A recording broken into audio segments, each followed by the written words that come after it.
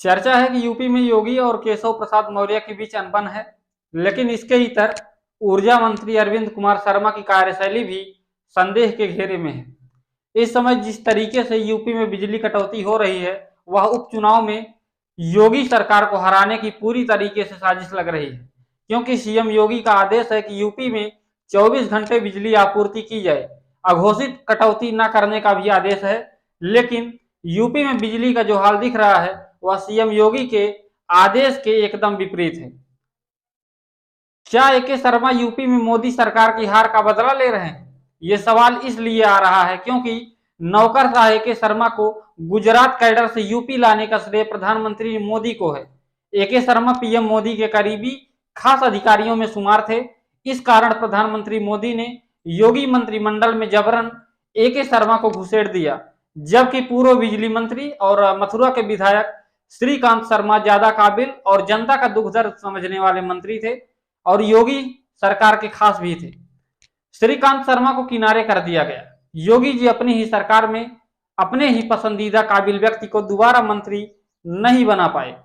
सूत्रों के मुताबिक ए.के. शर्मा कैबिनेट की बैठक में सीएम योगी के सवालों का जवाब नहीं देते हैं। उनको गुरूर है कि उन्हें तो प्रधानमंत्री नरेंद्र मोदी ने योगी मंत्रिमंडल में जगह दी है, वो पीएम मोदी के प्रति जवाबदेह हैं।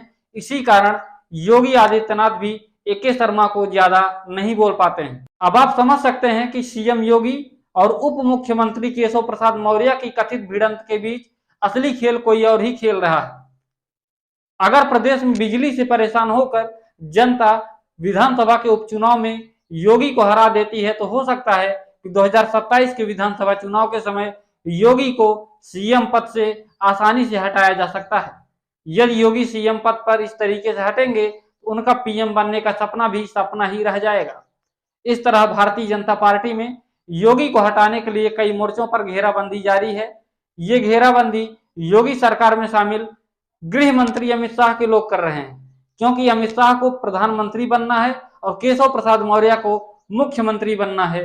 वहीं ए.के. शर्मा को प्रधानमंत्री नरेंद्र मोदी के उपकार का कर्ज चुकाना है। इस तरीके से ए.के. शर्मा का जो विभाग है वो पूरी तरीके से लड़खड़ा गया है। अब देखना यह है कि ये बिजली की जो जिस तरीके से स्थिति अभी दिखाई पड़ रही है, क्या अगर इसी तरीके से रह पाएगी तो उपचुनाव में भारतीय जनता पार्टी की हालत किस तरीके से होती है।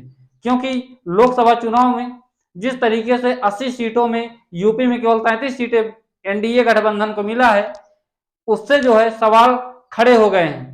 और लोकसभा चुनाव प्रधानमंत्री मोदी की गारंटी पर लड़ा गया था, लेकिन अब हार का सारा ठिकरा योगी आदित्यनाथ के सिर मढ़ा जा रहा है। और अभी आने वाले समय में यूपी में 10 विधानसभा सीटों पर उपचुनाव होने वाले हैं। अब इसी उपचुनाव से क्लियर हो जाएगा कि योगी आदित्यनाथ का चेहरा कितना कारगर है।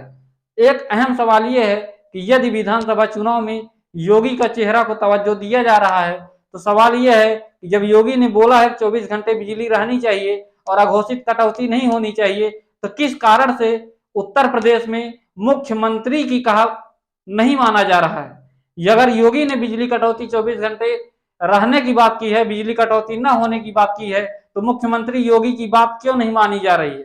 क्या ए.के. शर्मा योगी के आदेश को इनकार कर रहे हैं? क्या ए.के. शर्मा नहीं चाहते हैं कि उपचुनाव में फिर से अपनी सरकार जीते?